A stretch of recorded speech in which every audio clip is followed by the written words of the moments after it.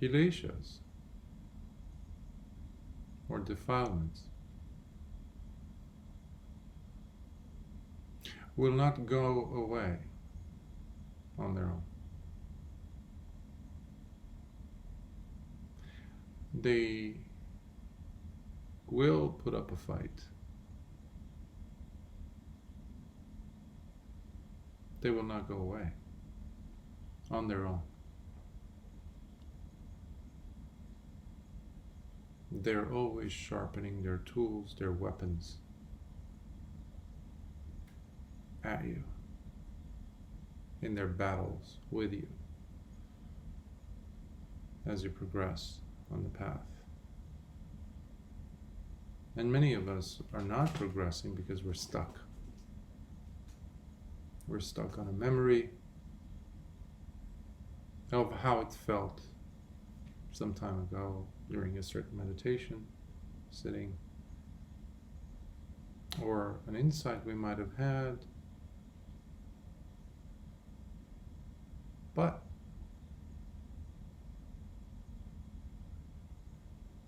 it is war. And when you are on the battleground, you don't just sit there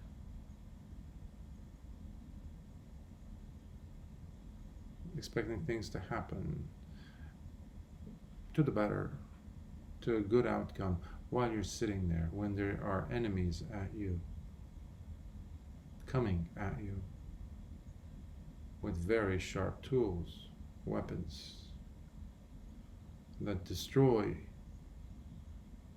anything that's on their path.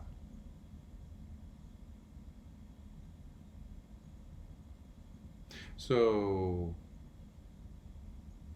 unlike what some people think, meditation is all about warfare, but not what you usually hear about on the news.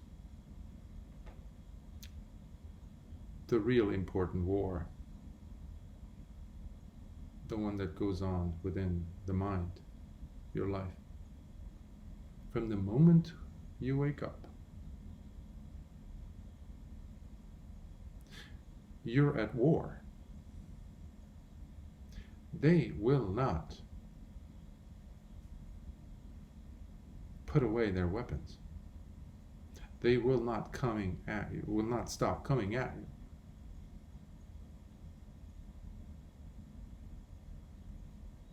So when the Buddha talked about being and staying mindful, he was talking about remembering to stay put with what's happening. Staying put.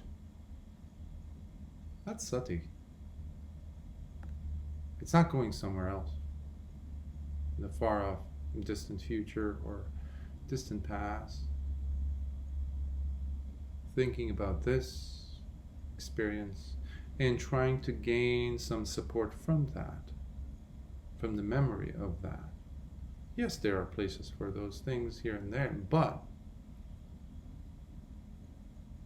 they will not be of much support if the person is not present.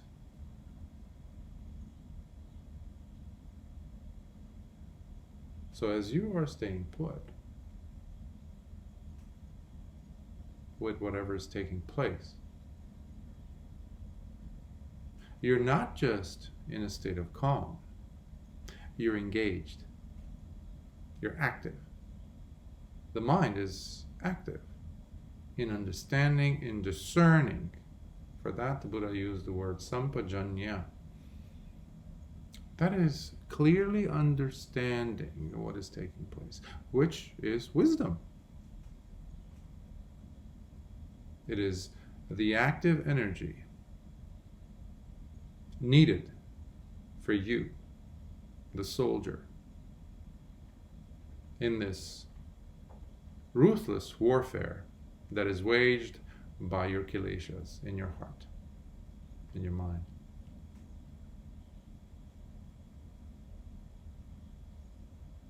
So you can't negotiate with them. A peace treaty, some type of an agreement, a ceasefire. There is no such thing for these, because the moment you are not on your object, they have the upper hand. They will kick you in the gut. They will cut you off at your knees, in your back, when you least expect them. And things are so nice.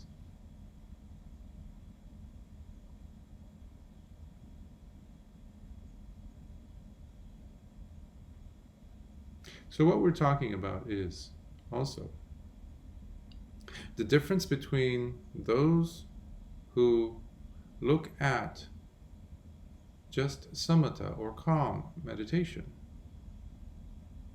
For example, the jhanas. When you go from 1, 2, 3, 4, 5, 6, 7, and 8 jhanas, these are restful stations. When you're on a long trip, you see a rest station. You go and kind of replenish yourself and just sit down, just get a coffee or eat a bite, and just rest your legs, extend your body, your limbs. It's similar to that. There's no wisdom there to be gained. That is why when a person comes out of these stages, these levels of the mind, where it has rested for a bit, the real world greets you. Knock, knock. Kilesas are here. And usually you don't even know that they were here until way past. When the mind has been in a tumultuous state. There's all kinds of turmoil going on, and you're agitated. There's anger. There's fear. There's worry. There's confusion. And the mind says, wait a minute, what was it like? Like, how come I'm not in that beautiful state that I was in earlier? The jhana, or the calm state. This is where the biggest hurdle lies for people who spend years, decades in meditation. And if they're persistent, they might get to these stages. But unfortunately, they take these to be it. They become addicted to this, just like an addict falls prey to some substance. Many people will become addicts for these jhanas, for these states of calm, which there's nothing wrong with these states of calm when they are used together with what needs to develop out of these states of calm. Out. So they are the foundation. That station, that restful station, is there to give the traveler some respite, In the old days, they used to have caravanserais on the Silk Road, for example. So travelers, business people with so many camels or oxen or whatever they were using to transport goods, they would get, after maybe a day's travel through the desert or dry, arid areas, and they're so tired. Their animals are tired. Their servants, their workers are tired. Their guards are tired. So they would come to these way stations of comfort, of respite, of refuge from the weather, from the cold, get a good bite to eat, so they would rest, rejuvenate themselves, replenish their energies, and off they go the next day. It was not their destination, ultimate destination. That's why we must always have a clear understanding that the Buddha's path is about wisdom. How? Wisdom cannot grow just out of the jhana, out of samatha, out of that calm state. We are engaged in life. Things are happening all the time. Situations trigger things.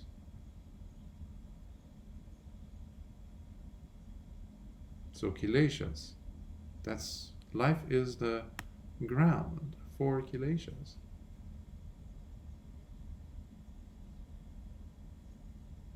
We're not supposed to be in a coma or a jhanic coma and then relish it. This is a distinguishing factor between those people who just do samatha and those people who have penetrated through wisdom, through discernment.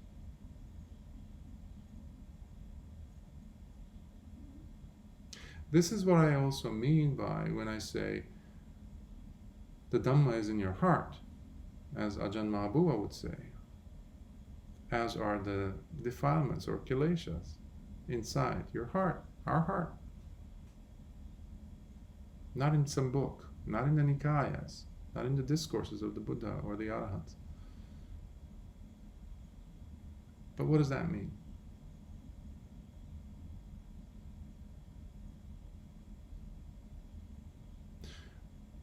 We are always confronted by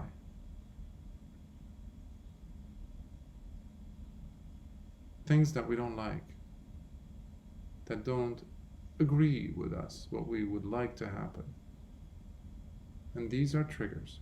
For what? For the anusayas, for the underlying hidden tendencies, dormant tendencies of the mind. This is a hugely courageous act that each of you are and would be engaging in. You cannot be a coward and stand there in the theater of warfare, in the front line.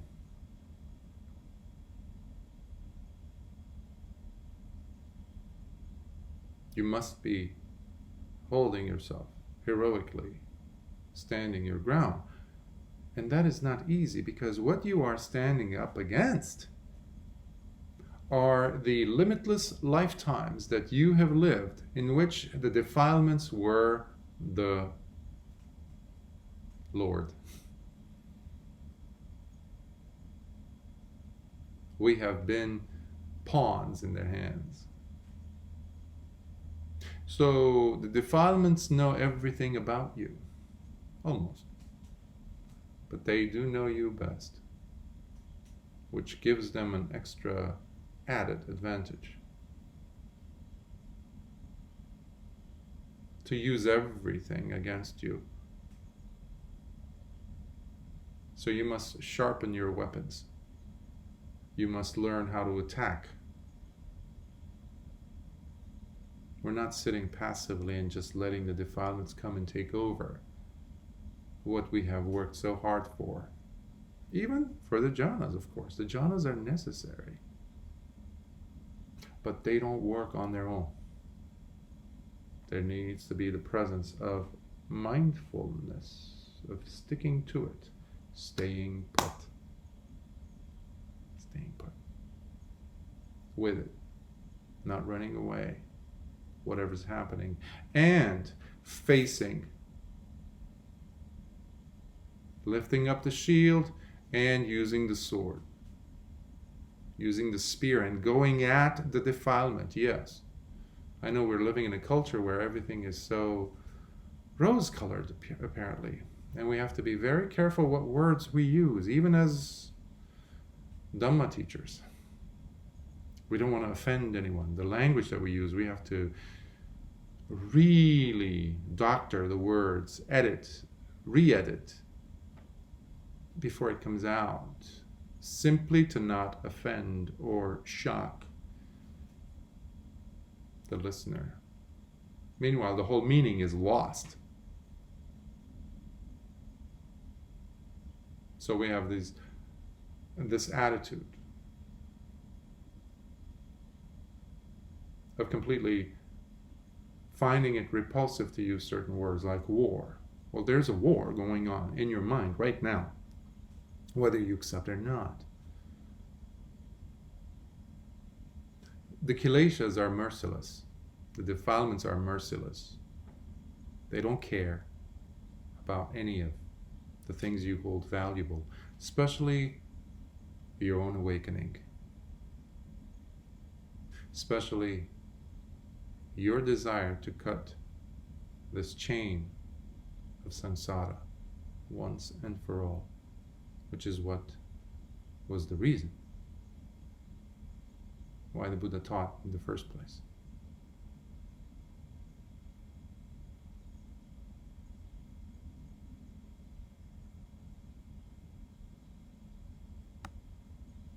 So we must be proactive in our work, in our conditioning, in our discipline, starting with your precepts. Precepts are, think of it as using gym equipment, preparing your muscles, preparing your body, conditioning the body, losing that excess weight so you can be more agile, quick on your feet, being able to maneuver faster.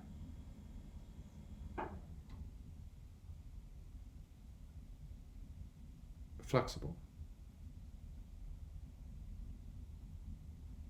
And just like a superb athlete has control over all their limbs, the muscles, how they move, the ligaments, the joints work beautifully.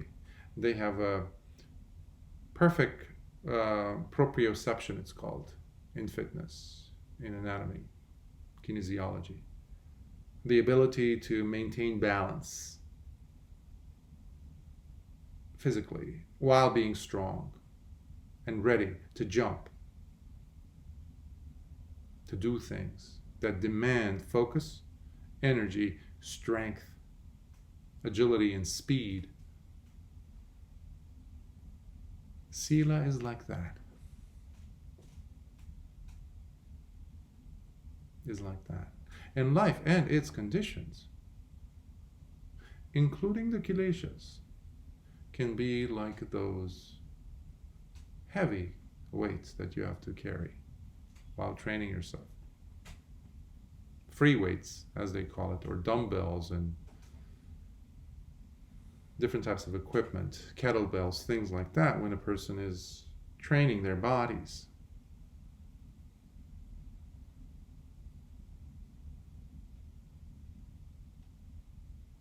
Life is giving us all these resistance weights, tools,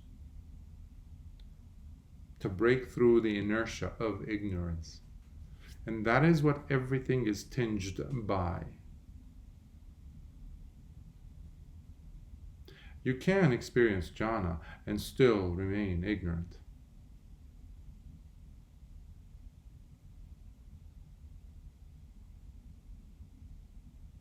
And it's not just seeing some flickers of light that can bring a person to the deep understanding of the dependent origination, for example.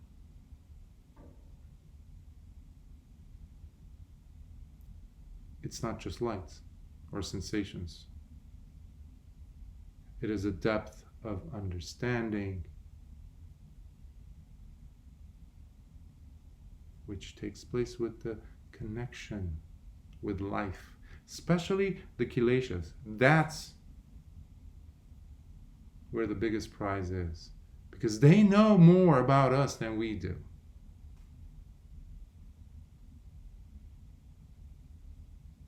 So when the teachers talk about the defilements, kilesas, being in the heart, in the chitta, another word for mind,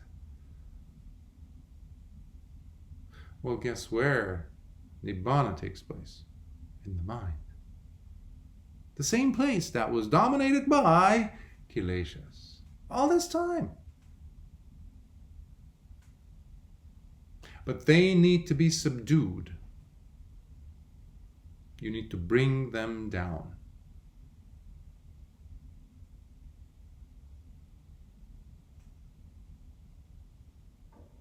Kaya is another word that the Buddha would use. Eliminate, eradicate, remove. And there's forcefulness there. That needs to be there. As long as the mind is not under intention, though, tension. Through that calmness, we need to be able to be sharp, exact, persistent, present, unrelenting against the kilesas. The reason why I want to talk about kilesas so much is because as we progress on this path, they really become more pronounced. And time again, I've noticed in people, meditators, students on the path, where they become weak at the knees. And they start going on a tangential path. In fact, they get swerved so far off the reservation, they go and pitch their tent. That turns into concrete dwelling in some avenue of the Dhamma, usually becoming word worshippers.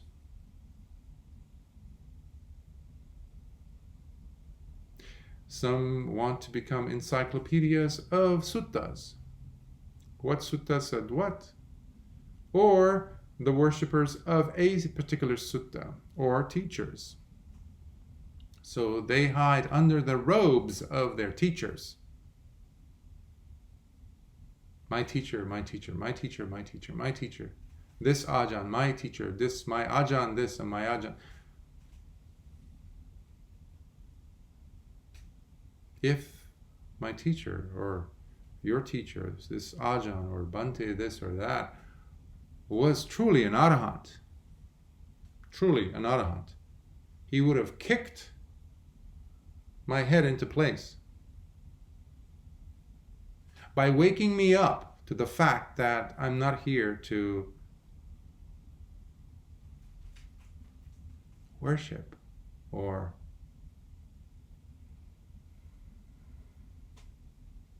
pay that much respect and focus only on that and not the work that needs to be done. Because it can be very comforting when we are surrounded by other, for example, bhikkhus and bhikkhunis who are saying the same things. So there isn't enough of a penetration into the depth. So we start to comment or follow or study the commentaries of commentators. And we ourselves become commentators of commentators of commentators. Completely missing the boat. The Buddha says in the Dhammapada how you don't need to count others' cows. Meaning, learn all these suttas and not taste even a little bit of it. But you can learn just one sutta from the Buddha. Ultimately, we need to go back to the Buddha, not our Ajahn, not our teacher, not our Bhikkhu, Bhante. No. Because the true teacher is always pointing the finger back to the Buddha. He is our teacher. He is our teacher.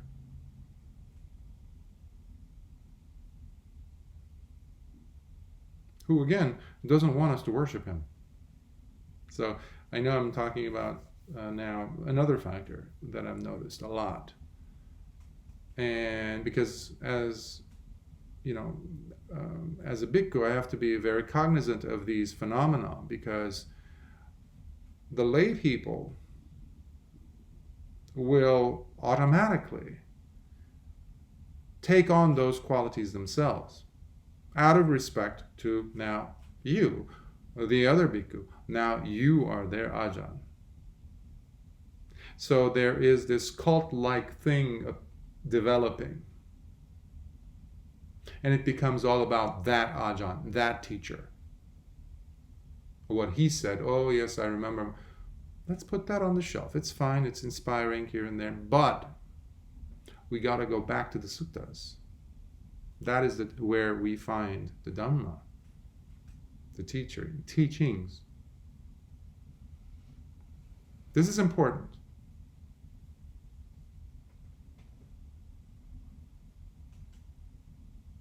Because lay people, this actually has been my experience in observing and while being an upasaka for many years. As lay people, you've come through a lot. And when you see a teacher whom you start to trust and trust and trust, it inspires you enough for you to drop all the excess baggage, or at least big chunks of them. But what that does is, like my mother used to say, running from the rain only to get caught in a hailstorm. So we let go of one thing, and then we become converts or whatever, and because that's also copping out. That's also the path of the coward. Because you're expecting your ajahn, your teacher, your sayadaw, to do the work for you. If I follow you blindly, the Buddha never accepted that methodology. Everybody was responsible for themselves. However, all of them lived as a unit, worked as a unit. That's why you have the Patimokkha, the code of discipline for the Vinaya for the bhikkhus and bhikkhunis, to bring them together. It's not a formality. It's not just memorization of terms, which have oftentimes become lifeless, very cognitive, very subjective, very much disconnected from the real life that is taking place. Because human beings, we are very emotional beings. So when you put people together, all those tendencies that have not been addressed, underlying tendencies,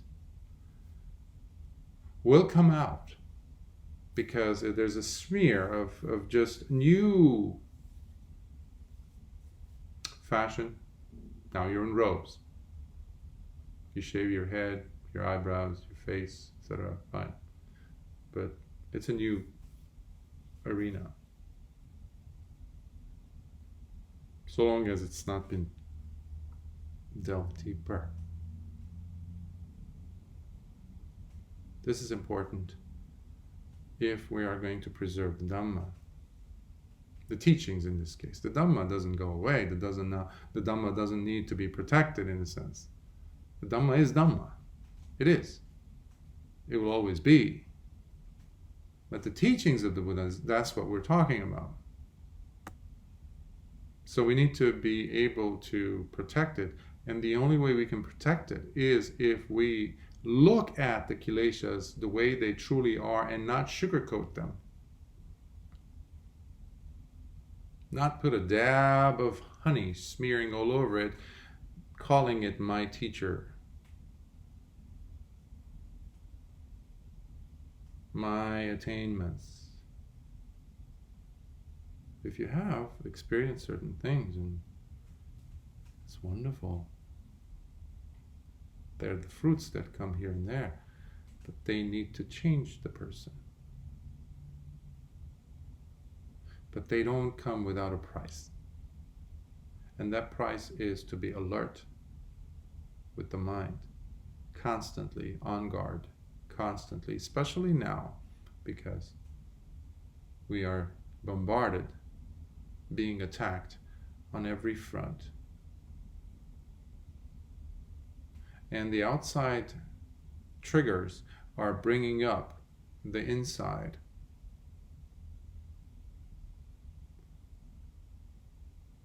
Fractured lines that can easily pull us out from the state of calm, and there goes the show. So the calmness is not going to protect us ultimately. What will protect us is how we utilize our wisdom, how we see when there is lust arising. It doesn't necessarily come in a grosser form, loudly. It's very subtle sometimes, depending on what aspect of your practice you're on, or progress you're going through. Same with greed, same with anger, hatred, which starts like a confusion, which starts like being annoyed. This ease, as if there's like a thorn in your side, or sitting, or there's some like a pebble in your shoe. It's bugging you. Slowly, we say, no, I got this. No, I got this. Meanwhile, what's happening? The frustration level is increasing.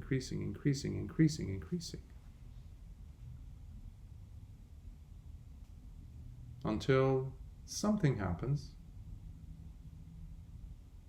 and it is the feather that broke the camel's back scenario.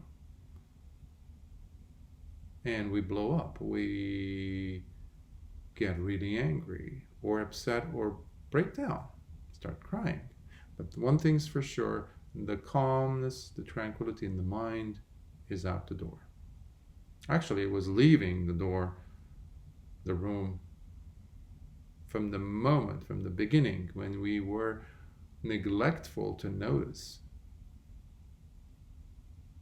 the tiny little fluctuations. Those fluctuations, an alert, mindful awareness can detect. It's like those scouts that start to penetrate into this mighty fortress. When the guards are not careful to check the papers, to check the identity and the intention, why they're there, of these people, these beings who are coming into their fortress, these foreigners, for example, strangers to the land, then those are the spies. Those will carry information back and forth, telling them about the weaker parts of the fortress, that eventually will bring the whole city down on its knees. So mindfulness is like that guard outside the gates. But wisdom is the one that interrogates, wants to persistently look at, carefully, not just physically be present.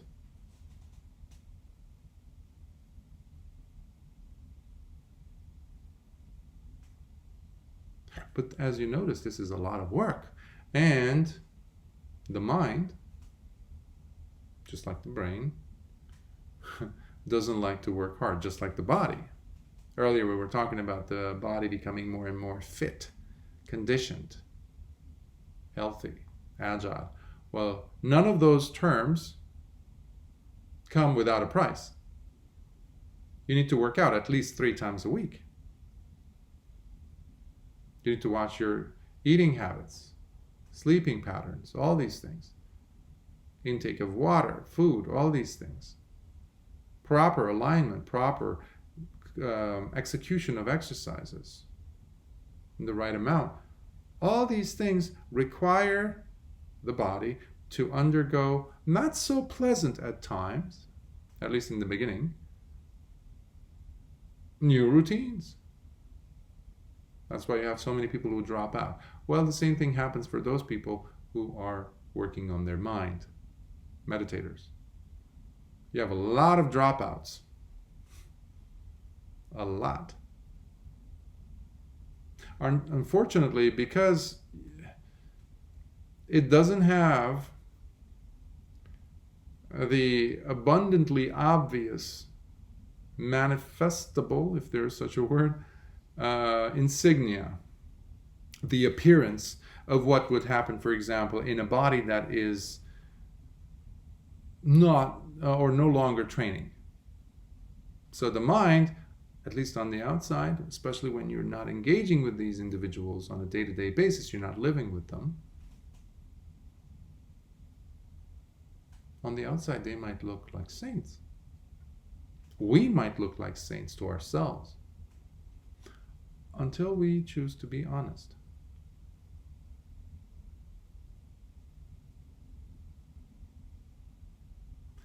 That's when we start to observe and see that there's a lot of work to be done. And it is consistent. It is consistent. We need to work out the body in order for it to remain healthy, even more so in the case of the mind.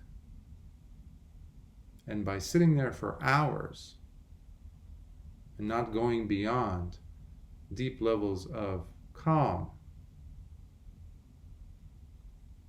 is a wasted life, as far as the Dhamma is concerned. So we need to get back what we're putting in. And if we're putting in very little, we're going to get back very little, or none. And we already have this human body, which is truly rare, especially if it's healthy these days. Are you kidding me? So we need to really embrace this and start to observe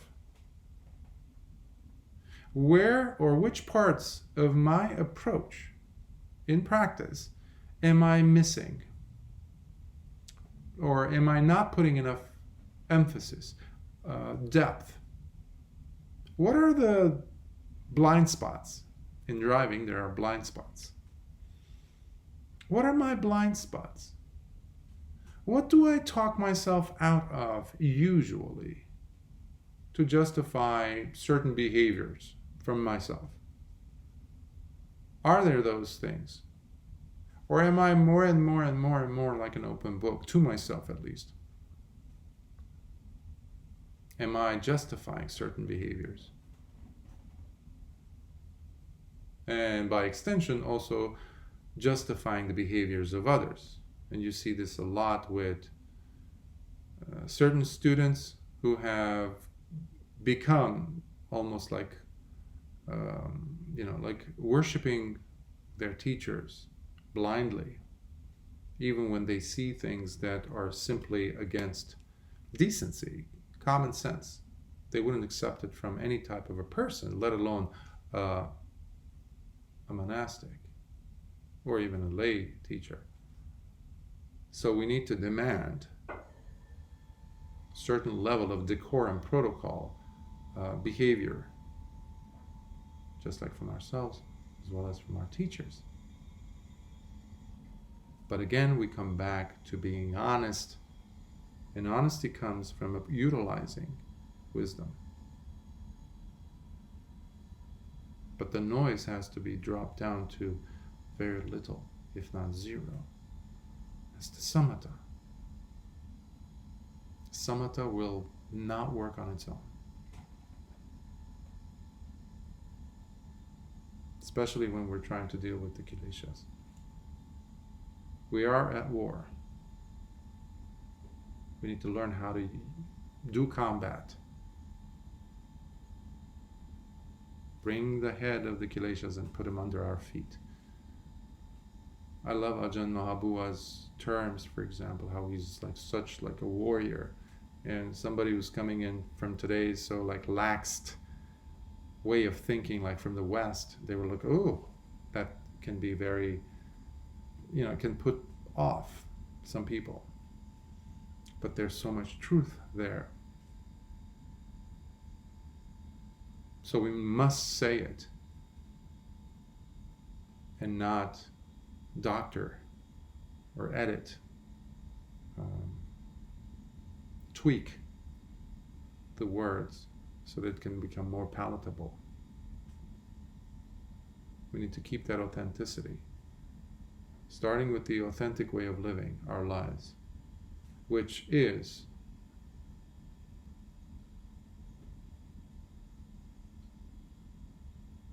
the battleground.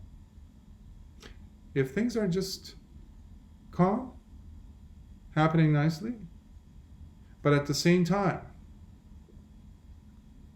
the person has not relinquished ignorance, that's bad. Because the dullness is so thick, it's like a fog that you can't drive anymore. But many people are saying, oh, look at the calm. I must be there.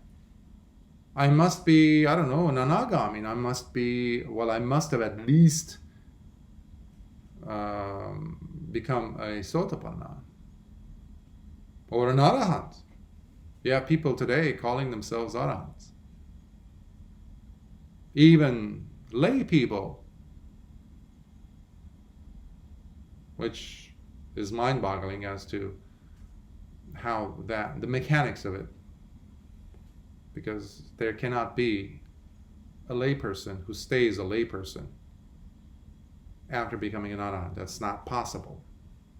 You don't see any evidence of that in the suttas. But the dullness is so thick, the fog and avidya is so thick that the person convinces themselves, even their own teachers, that are equally blind.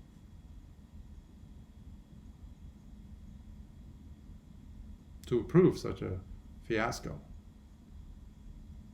Because they have gone so far off the reservation of looking at the suttas and not their own interpretations of the suttas. But how can one not fall into that trap? When they start seeing the kilesas, their own kilesas in their hearts, their own anger, their own ignorance, their own lusts, and not justify them when they do occur. It has to be pure, immaculate. That's why the Buddha used akupa ceto vimutti. It's so imperturbable. It's so unshakable. This serenity, this liberation of the mind, that the kilesas cannot coexist. In the citta, there's nothing of the kilesas left, no defilements. And definitely no need for the students or the teachers to make excuses for whatever takes place.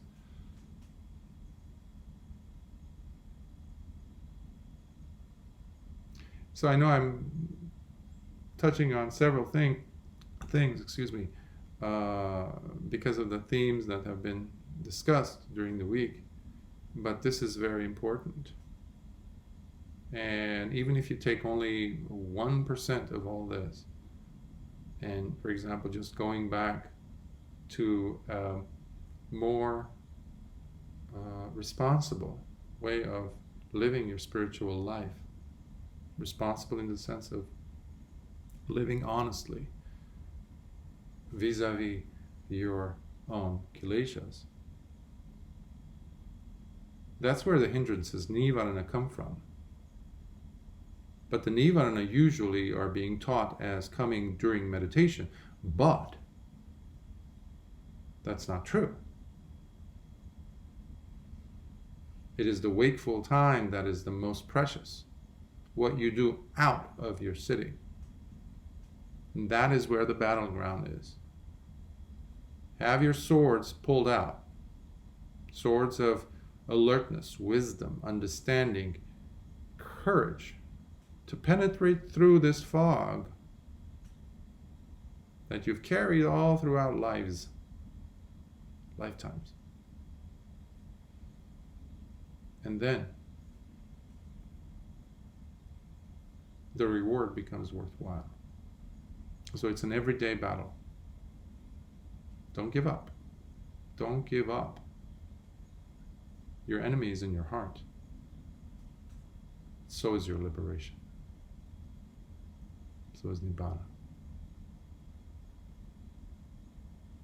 That's where it's going to happen. So, I talked a lot, so I need to rest. Be well. The triple gem bless you.